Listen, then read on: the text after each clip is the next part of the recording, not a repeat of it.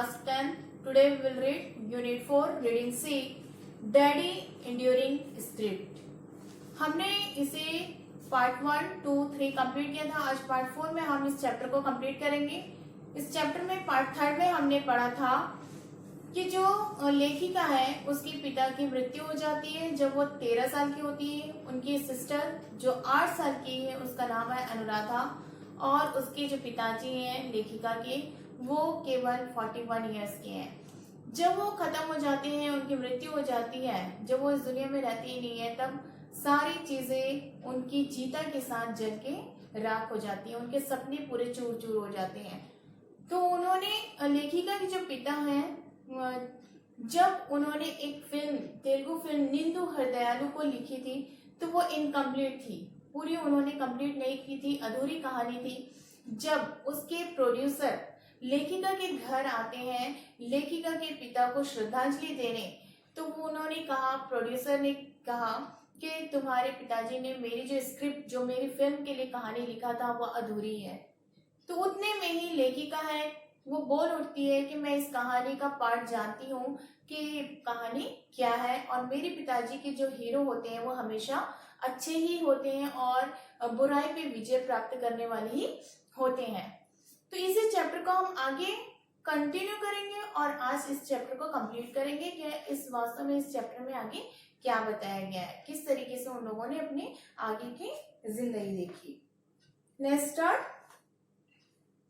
I noted Daddy discussed the treatment with me.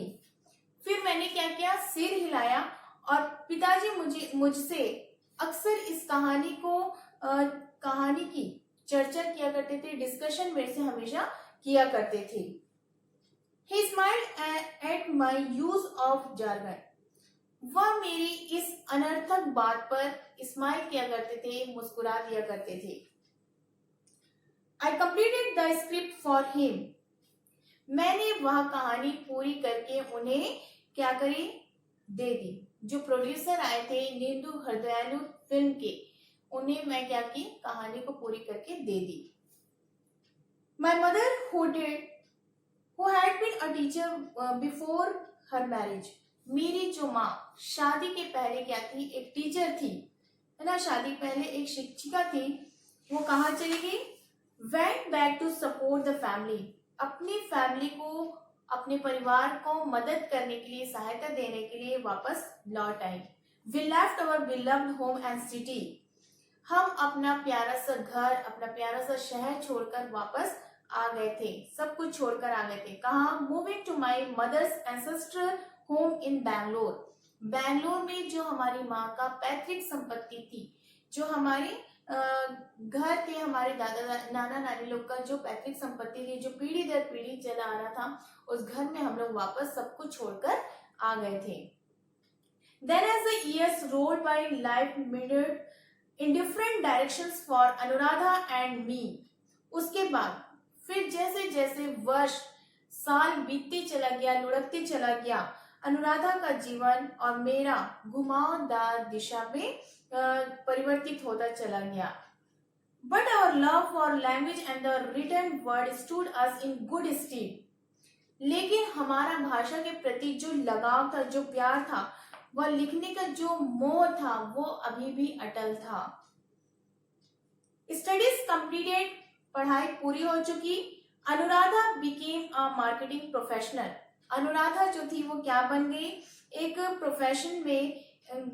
Profession Anuradha जो थी वो प्रोफेशन बन गई. और while I become a mathematics teacher, मैं क्या बन गई, एक मैथमेटिक्स की टीचर बन गई, शिक्षिका बन गई. We soon had our own families and children to raise. फिर हमारी शादी हो गई, हमारे बच्चे भी हो गए, वे भी बड़े हो गए. Even so daddy's unfinished dreams lingered on. लेकिन फिर भी हमने पिताजी का जो अधूरा सपना था हमें देर तक रोक ना सका. हमारी जो लिखने की शैली थी, जो हमारा लगाव था, जो पिता ने हमें सिखाया था, जो प्रेरणा ली थी, वो अभी भी वैसे ही हम लोगों ने लिखना शुरू कर दिया दोबारा से. Both Anuradha and I continue to write. मैं और अनुराधा, मेरी जो छोटी बहन है, हम दोनों ने फिर से लिखना शुरू किया, कंटिन्यू किया। I brought out of a collection my poems while my sister published her anthology of short story and a novel. फिर क्या बता रही है, मैं कविता लेखन का संग्रह जो कलेक्शन था और मेरी जो बहन ने छोटी कहानियां और उपन्यास लिखी। मैं क्या करती थी, पोएम लिखती थी, बहुत सारी कहानी कविताएं लिखा करती थी, और मेरी जो छोटी बहन थी अनुराधा वो क्या करती थी, बहुत सारी कहानियां और उपन्यास लिखती थी। In 2003, my entry for a horseshoe nail in the Commonwealth Broadcasting Association short story competition won a highly commanded prize. फिर क्या बता रहा है, 2003 की बात है कि मेरी जो प्रविष्टि हुई, मेरा जो प्रवेश हुआ किसमें हुआ, मैंने स्टार्ट में बताया था जब चैप्टर हमने स्टार्ट किया था, है ना, horseshoe nail in the Commonwealth Broadcasting Association। यहाँ पे मेरी छोटी कहानियों की जो प्रतियोगिता में सबसे उच्चतम सराहनीय पुरस्कार मिला था सन 2003 में। ये क्वेश्चन आपके ऑब्जेक्टिव क्वेश्चन में पूछ सकता है कि जो लेखिका थी उन्हें 2003 में किस चीज के लिए पुरस्कार मिला था या कौन से सन में उन्हें पुरस्कार मिला। तो इसको आप लोग नोट डाउन कर लेंगे, अंडरलाइन कर लेंगे। सन 2003 में 2003 में उन्हें किसने मिला था, horseshoe nail in the Commonwealth broadcasting association में छोटी छोटी कहानियों की प्रतियोगिता हुई थी जिसमें सबसे उच्चतम सराहनीय पुरस्कार मिला था लेखिका को। Selected from 3,700 stories, the competition was tough. The judge informed me your story was beautifully told and very well written. 3,700 poem, सोच सकते हो कितने सारे लोग वहां पे आए थे। उनकी जो कहानी थी जिसमें सबसे पहला पुरस्कार जो लेखिका को सन 2003 में मिला था वो 3,700 कहानियों में से चुनी गई थी। आजकल 10 लोग का कंपटीशन होता है तो लोगों को जज करना मुश्किल हो जाता है, लेकिन उस समय सन 2003 में 3,700 कहानियों में चुनी गई थी और इन्हें प्रथम पुरस्कार दिया गया था। और बताया गया कि जो कहानियां थी वो बहुत ही सुंदर ढंग से बताया गया और बहुत ही अच्छा लिखा गया था। Your story was beautifully told and very well written, centered on an organ donation racket. अंग व्यापार गिरोह जो तमिलनाडु के छोटे से गांव के ऊपर आधारित है। It was set in a remote Tamil village but read across the world. यह विश्व भर में पढ़ा जाएगा। The following years, a UK doctor used the story as a topic for debate among his university students. London के UK के United kingdom के एक डॉक्टर ने इस विषय को अपने विश्वविद्यालय में अपने यूनिवर्सिटी के छात्रों में डिबेट कंपटीशन, वाद विवाद का कंपटीशन करने के लिए ये टॉपिक रखा था।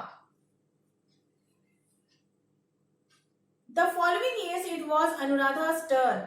यह वर्ष अनुराधा के लिए भी था। क्या था?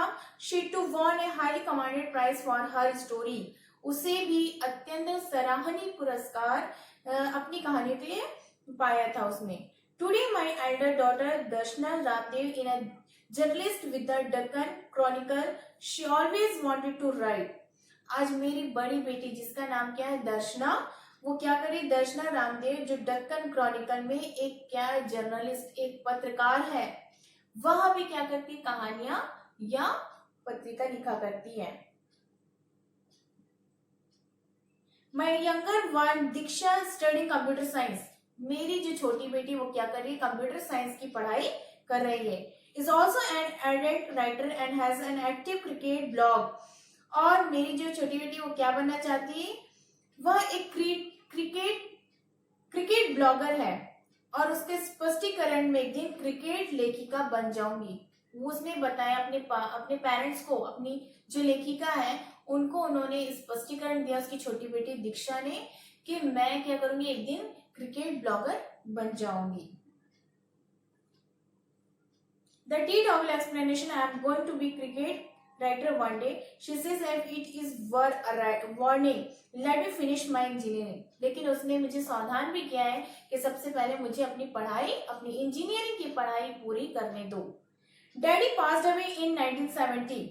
पिताजी की मृत्यु कब हुई थी, ये डेट को आप लोग क्या करोगे, अंडरलाइन करोगे। पिताजी की मृत्यु कब हुई थी, 1970 को हुई थी। 2 generations ago, 2 दशक बीत चुके थे, 2 जनरेशन बीत चुके थे। फिर I did say, but his single-minded aversion to writing still glow like a beacon among his children and grandchildren. 2 दशक बीत चुके थे, 2 जनरेशन जा चुकी थी, लेकिन उनके एकल मन में जो लेखन के प्रति समर्पण था वह अब भी प्रकाशित होकर जगमगा रहा था। उनके बच्चे और उनके जो नाती पोतों थे उन्होंने भी इस कार्य को जारी रखा था। लिखने की जो क्रिया थी, जो कला थी, वो अब भी जारी थी। Anybody can die, हर कोई मरता है। Yet as I finish one more piece, this story I have read, I know something for sure about that, his writing never stopped.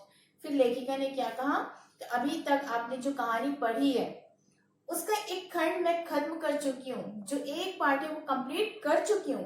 पिताजी के बारे में बहुत कुछ सुनिश्चित करने के लिए मैं जानती हूँ उनका लेखन जो है वो कभी भी समाप्त नहीं होगा। लिखा है ना, हिज राइटिंग नेवर स्टॉप, उनकी जो लेखन की क्रिया है वो कभी भी समाप्त नहीं होगी। क्योंकि जो उनके पिता लिखते थे, उनकी बेटियों ने लिखा, अब उनकी बेटियों की जो बेटी है वे लोग भी क्या बोल रहे हैं कि हम एक क्रिकेट ब्लॉगर बन जाएंगे, पहले मेरे को कंप्यूटर साइंस की पढ़ाई करने दो, उसके बाद मेरे को इंजीनियरिंग की पढ़ाई करने दो, उसके बाद मैं क्या करूंगी, इस लेखन कार्य में लगे रहेंगे। तो ये जो जनरेशन जो आती जा रही है, जैसे जैसे उनका जो काम है लेखन कला का, वो कभी भी समाप्त नहीं होगा। आई होप कि आप लोग को लेसन समझ में आया होगा।